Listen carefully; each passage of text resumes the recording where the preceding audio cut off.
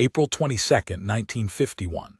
Lieutenant Colonel James Carne stands on Hill 235 overlooking the Imjin River in South Korea. His regiment, the 1st Battalion Gloucestershire Regiment, known as the Glosters, is positioned along a 6-mile front. It's too much ground for one battalion. Everyone knows it. But these are the positions they've been assigned, and British soldiers don't complain. They do their job. The Imjin River flows about 50 yards wide in front of the Gloucester positions. Beyond it is North Korea. The area has been quiet for weeks. Patrols report minimal enemy activity. Some officers think the Chinese have given up offensive operations after their defeats at Chipyongnai and other battles. Maybe the war is winding down. Maybe they'll all be home soon. Colonel Carne doesn't believe it. He's a World War II veteran, fought at Dunkirk, knows that quiet periods often precede major attacks.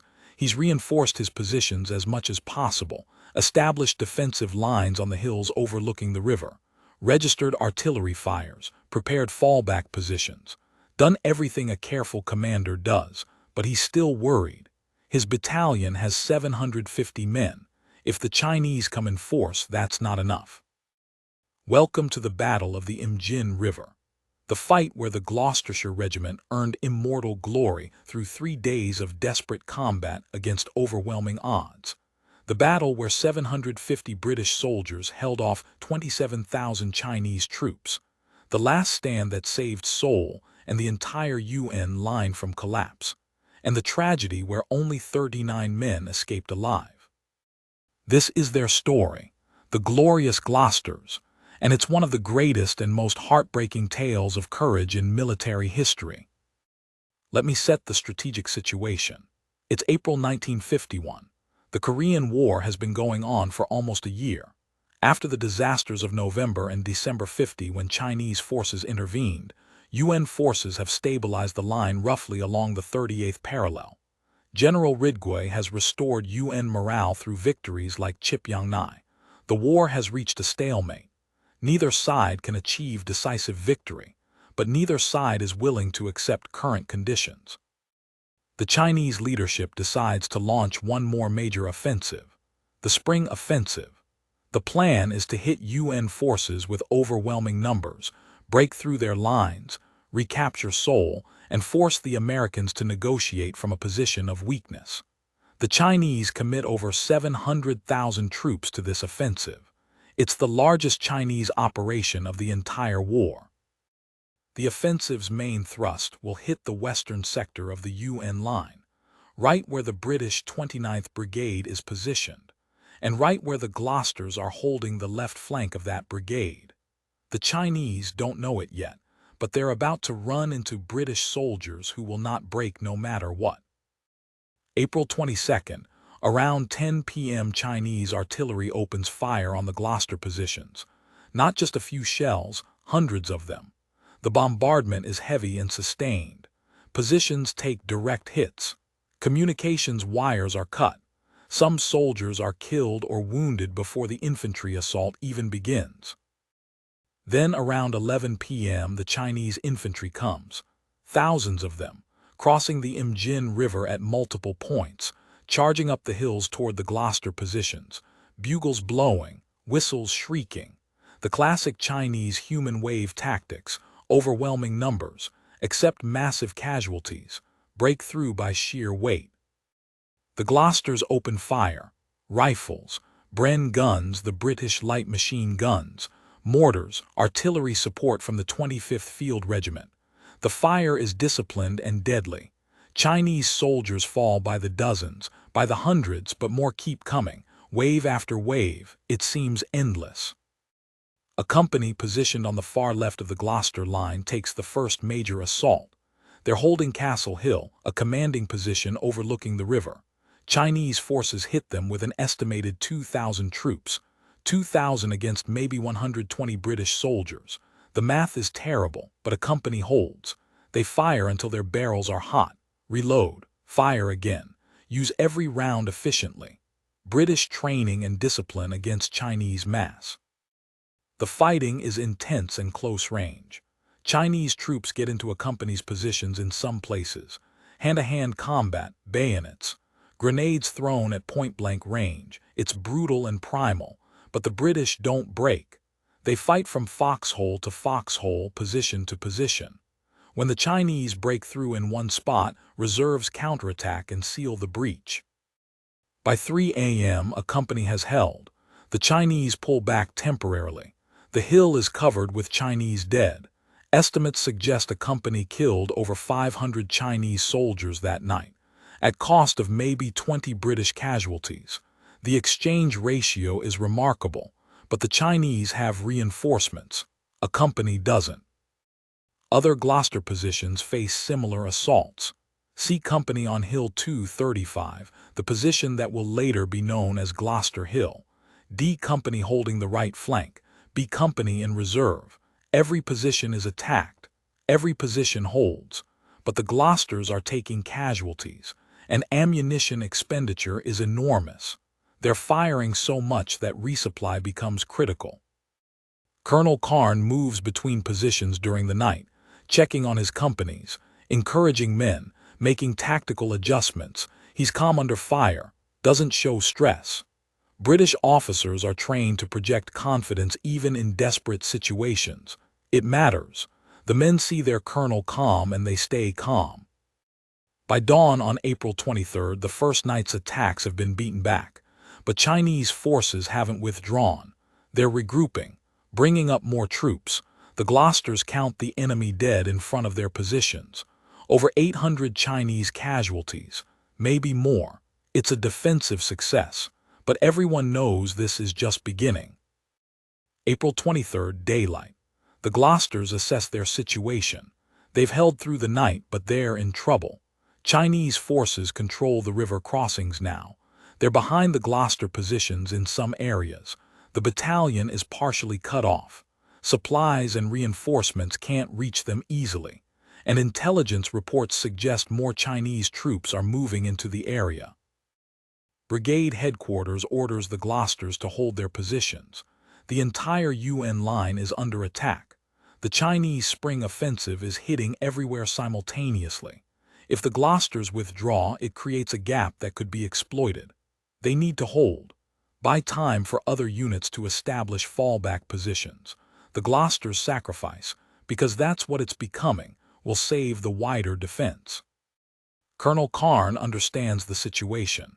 He's being asked to hold an impossible position against overwhelming odds to save the brigade and potentially the entire UN line. It's a terrible mission, but he's a British officer. He'll do his duty. He tells his company commanders, "We hold. No retreat. We fight where we stand." The second day brings more attacks. The Chinese are trying to eliminate the Gloucesters before focusing on other positions. A company on Castle Hill is hit again around noon.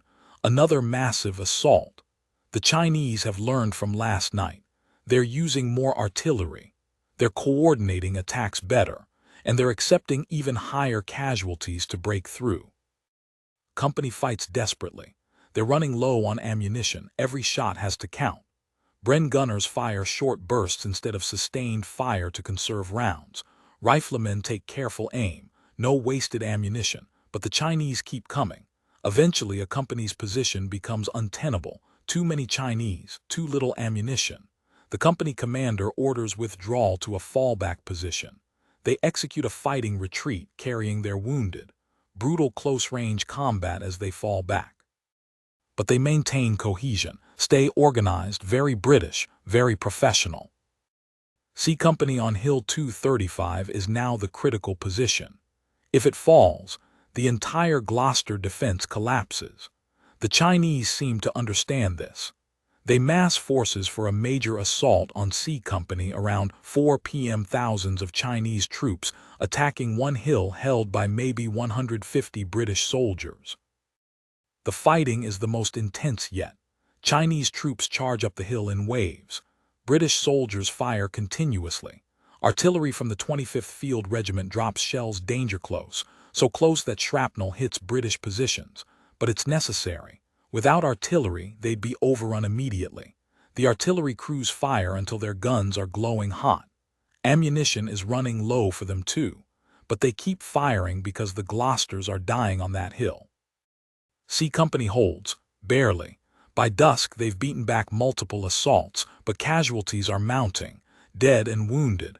Ammunition is critical, medical supplies are exhausted. The company aid post is overwhelmed. Wounded men are being treated with field dressings and morphine, then sent back to fight if they can still hold a rifle. Everyone is needed. As night falls on April 23rd, the situation is desperate. The Gloucesters are surrounded. Chinese forces control all the roads out. No resupply is reaching them. No reinforcements. They're on their own. And everyone knows the attacks will resume tonight, harder than before. The Chinese want the Gloucesters eliminated. The second night is worse than the first. The Chinese attack all Gloucester positions simultaneously around 10 p.m. They've brought up even more troops. Estimates now suggest the Gloucesters are facing over 20,000 Chinese soldiers, maybe more. The odds are becoming impossible.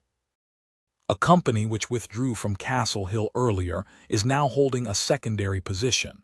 They're attacked by an estimated 3,000 Chinese troops, 3,000 against a company that's down to maybe 80 effective soldiers. The fighting is savage. The British are fighting from every available position. Hedgerows, ditches, buildings in the small villages, anywhere they can establish a firing position. Private John O'Brien is with a company. He later described the second night as when he thought they'd all die.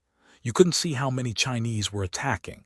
You just fired at muzzle flashes and shadows. You heard them all around you, shouting, bugles, grenades exploding, men screaming when hit.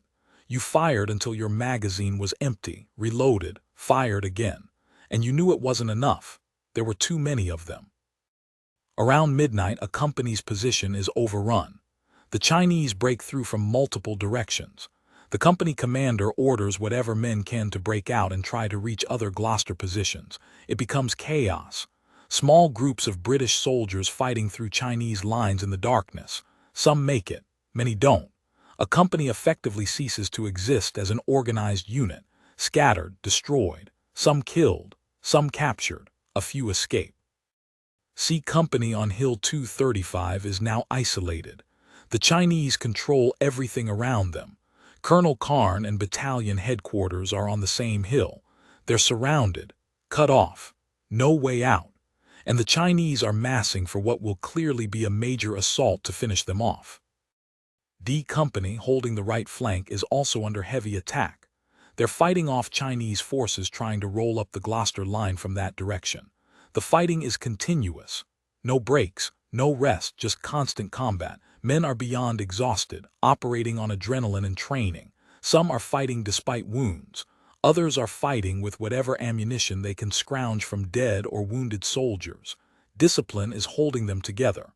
British discipline, pride, refusal to break. Artillery support is becoming sporadic. The 25th Field Regiment is running critically low on ammunition.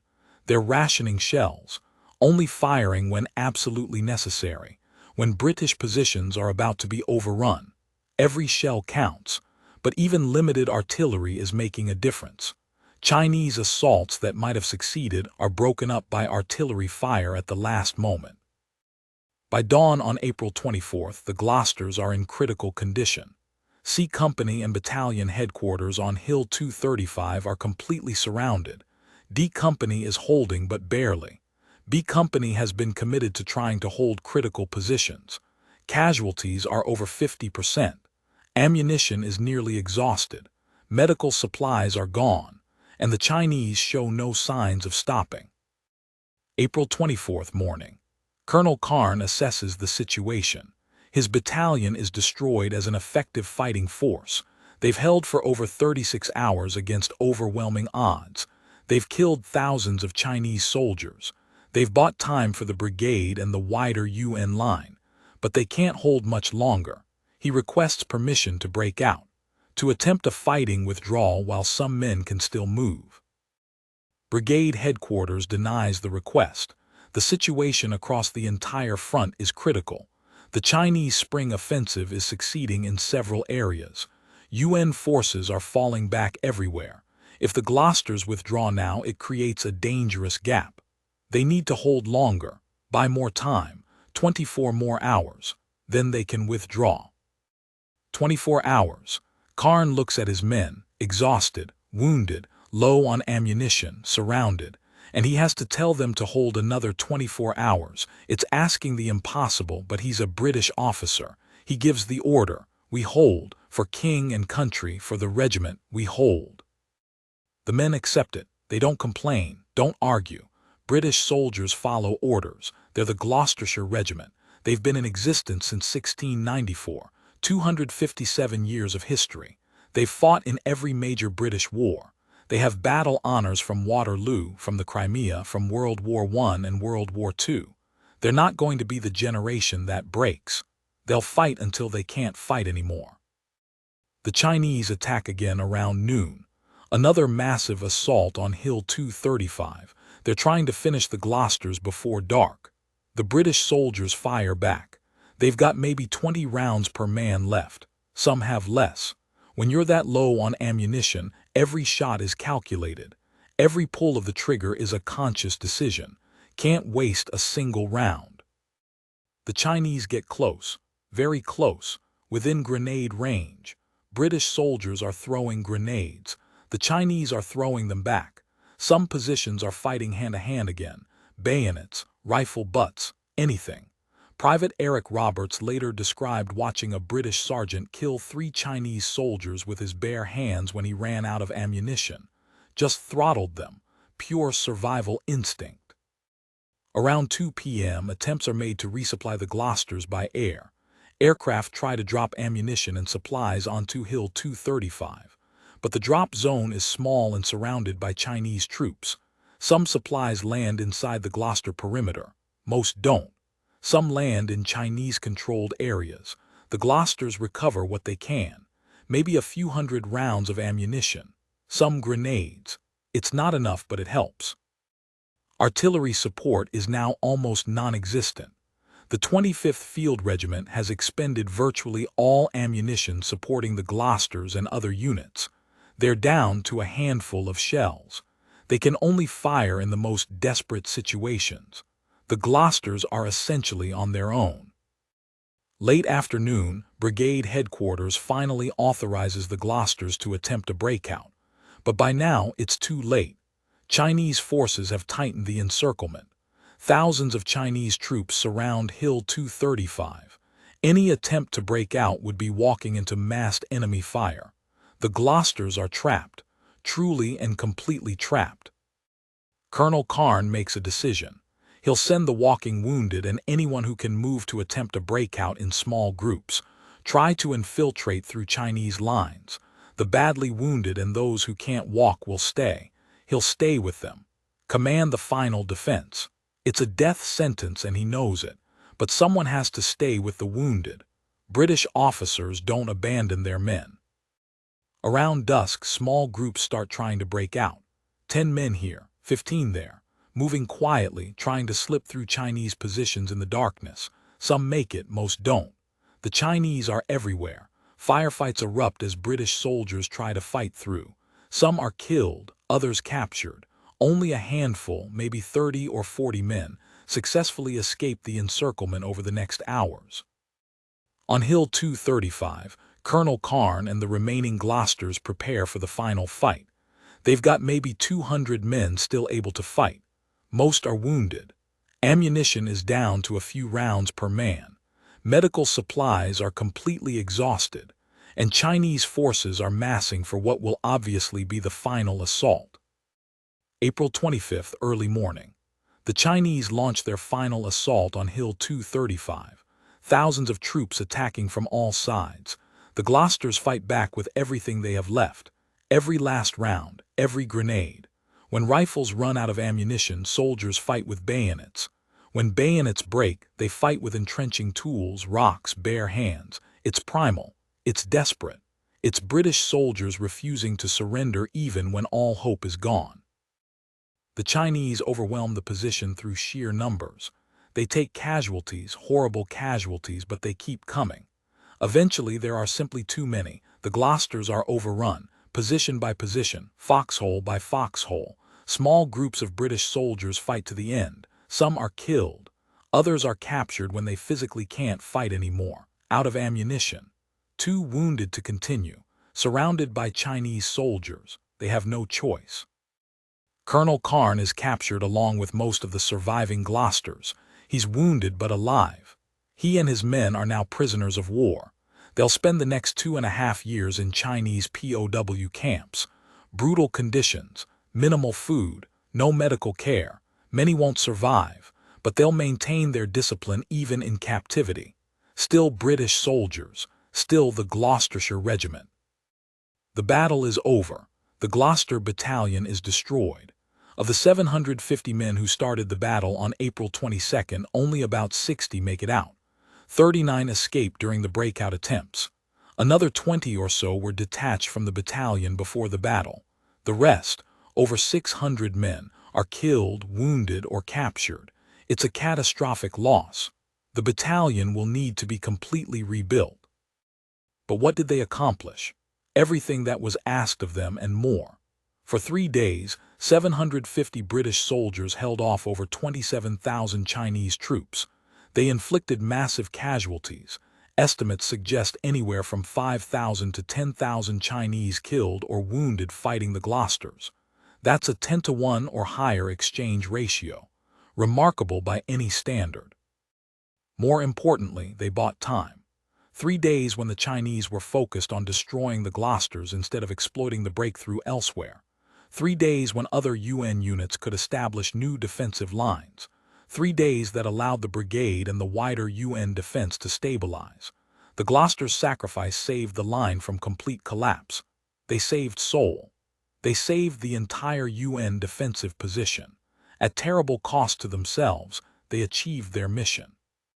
The Chinese spring offensive, which seemed unstoppable in the first days, was blunted partly because units like the Glosters held when they were supposed to break.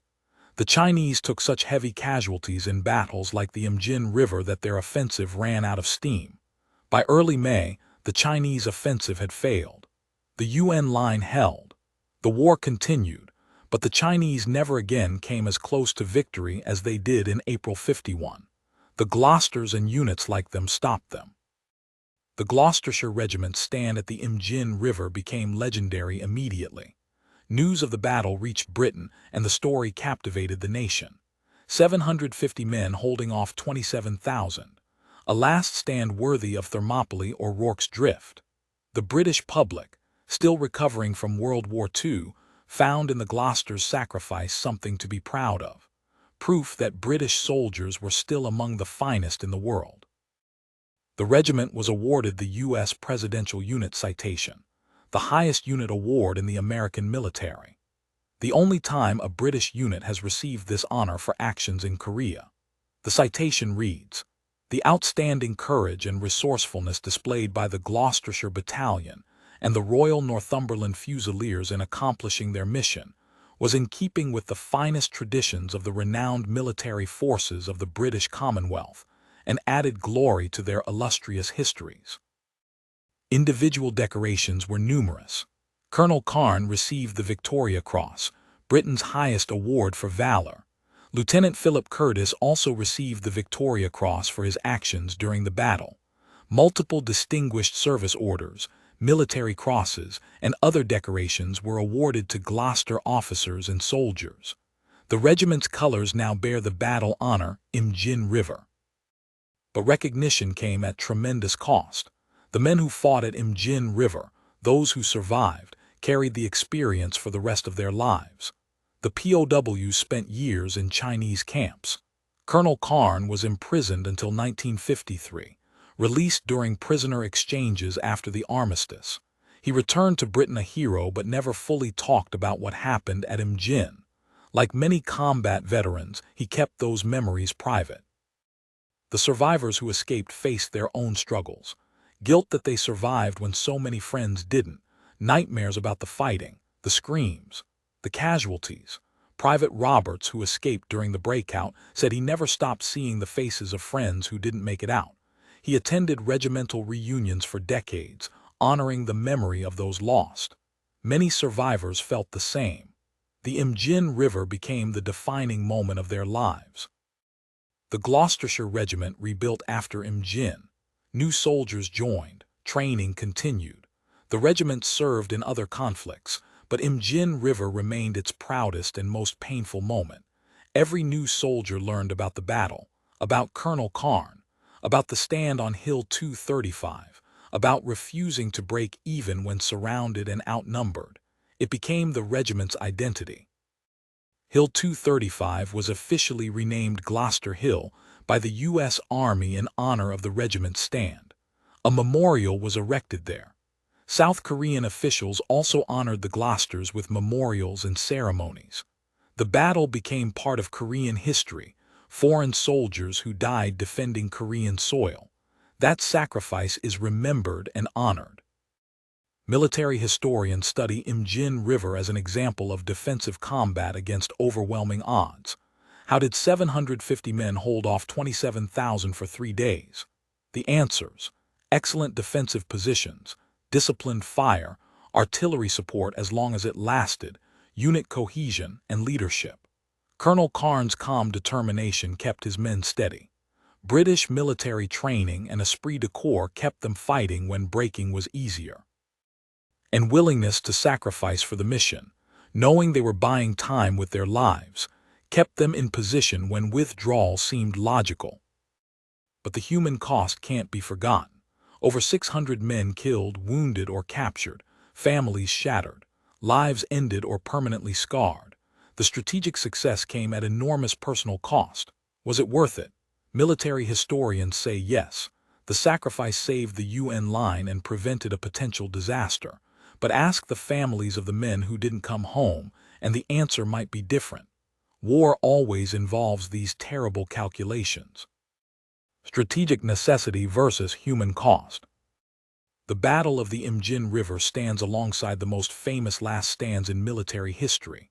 The 300 Spartans at Thermopylae, the Alamo, Rorke's Drift, Cameroon, the Glosters at Imjin belong in that company, not because they won, they didn't.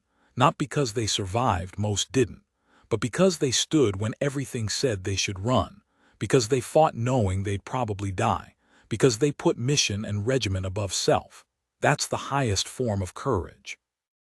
70+ years later, why does the Battle of the Imjin River still matter? Why do we still tell the story of the glorious Glosters? First, because it's one of the greatest examples of military courage in the 20th century. 750 against 27,000. 3 days of continuous combat.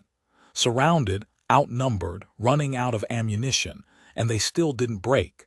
That level of determination, discipline, and sacrifice is rare.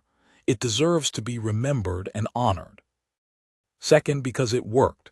The Gloucester's sacrifice achieved its purpose.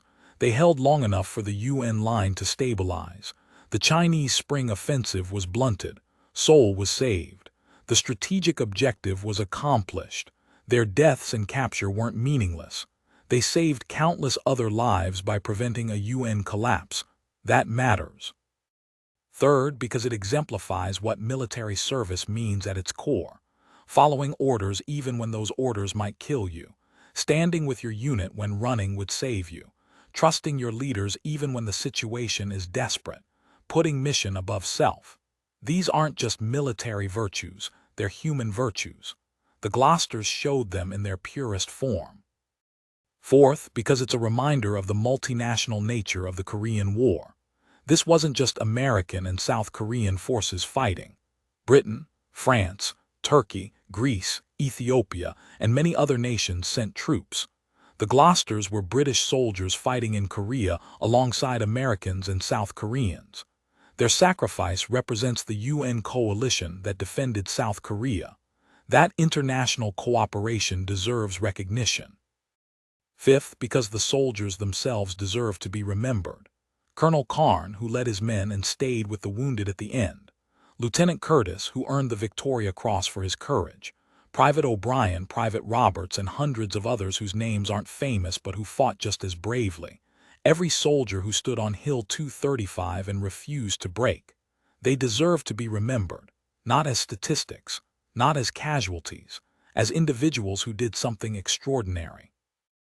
The story of the glorious Gloucesters teaches us about the cost of war, about what's asked of soldiers, about the terrible decisions commanders must make, sending men to almost certain death for strategic necessity, about survival and sacrifice, about how ordinary men in desperate situations can do extraordinary things.